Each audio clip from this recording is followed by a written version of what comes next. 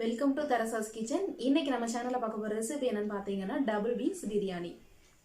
இது ரொம்பவே சூப்பரான ஒரு பிரியாணி. இதை குயிக்கா செஞ்சு முடிச்சிடலாம்.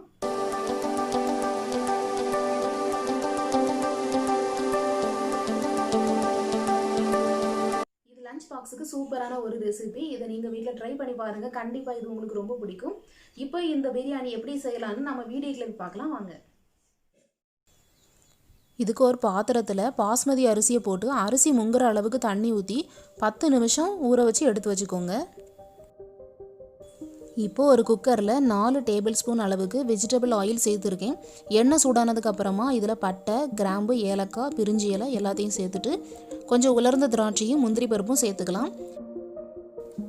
திராட்சை நல்லா ஊதி வந்ததுக்கு அப்புறமா 2 வெங்காயத்தை நீளமாக நறுக்கி சேர்த்துக்கோங்க. இப்போது இதை நல்லா பொன்னிறம் ஆகிறது வரைக்கும் நல்லா வதக்கி எடுத்துக்கலாம்.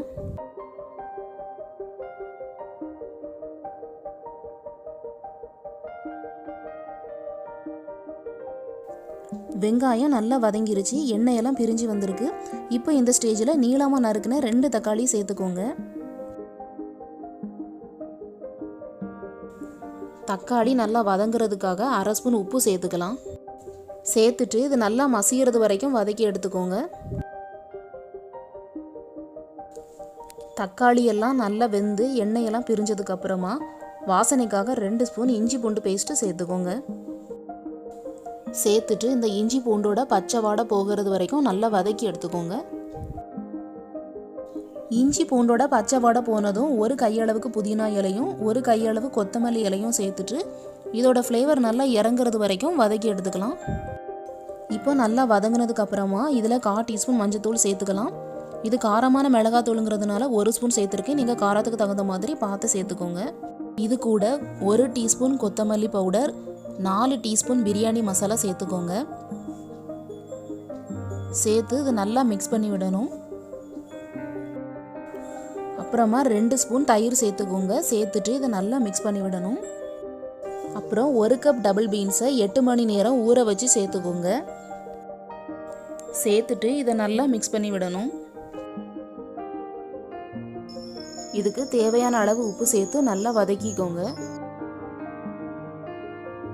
இது நல்லா கொதிச்சதுக்கு அப்புறமா இதுக்கு தேவையான தண்ணி சேர்த்துக்கலாம். இதுக்கு நான் 2 டம்ளர் அரிசி எடுத்திருக்கேன். அதனால் 1 கப்புக்கு 2 கப்பு தண்ணி வைக்கணும். 1 டம்ளர் கெட்டியான தேங்காய் பால் எடுத்திருக்கேன். தேங்காய் பாலோடு சேர்த்து மொத்தம் 4 டம்ளர் தண்ணி வைக்கணும். பீன்ஸ் வேகிறதுக்காக ஒரு 1/2 டம்ளர் தண்ணி எக்ஸ்ட்ரா சேர்த்துக்கலாம். இப்போது குக்கரை மூடி 6 விசில் வச்சு பீன்ஸை நல்லா வேக வைக்கணும். அப்போ அந்த மசாலா எல்லாம் பீன்ஸில் பிடிச்சி பிரியாணி நல்லா டேஸ்ட்டாக இருக்கும். 6 விசில் வந்ததுக்கு அப்புறமா ஸ்டவ்வை ஆஃப் பண்ணிடலாம். இப்போ விசில் போயிடுச்சான்னு பார்த்துட்டு குக்கரை திறந்துடலாம். இப்போ ஸ்டவ்வை ஆன் பண்ணிவிட்டு நல்லா கொதிச்சதுக்கு அப்புறமா அரிசி சேர்த்துக்கலாம். இனி கொதிச்சதுக்கு அப்புறமா அரிசியை சேர்த்துக்கலாம். நான் இன்னைக்கு 2 டம்ளர் பாஸ்மதி அரிசி எடுத்திருக்கேன். அரிசியை உள்ளே போட்டுட்டு நல்லா மிக்ஸ் பண்ணி விடணும்.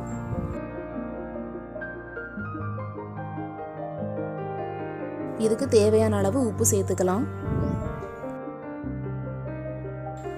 அரிசி பாதி வெந்ததும் 1 ஸ்பூன் நெய் சேர்த்துட்டு கொஞ்சம் கொத்தமல்லி இலை தூவிட்டு குக்கரை மூடிடலாம். விசில் வந்ததும் ஸ்டவ்வை ஆஃப் பண்ணிடணும். குக்கரை ஒரு 10 நிமிஷம் கழித்து திறந்தா போதும். இப்போ 10 நிமிஷம் ஆயிடுச்சு. குக்கரை திறந்துடலாம். பிரியாணி நல்லா பர்ஃபெக்டாக வந்திருக்கு. இப்போ இதை ஒரு பிளேட்டுக்கு மாற்றிடலாம்.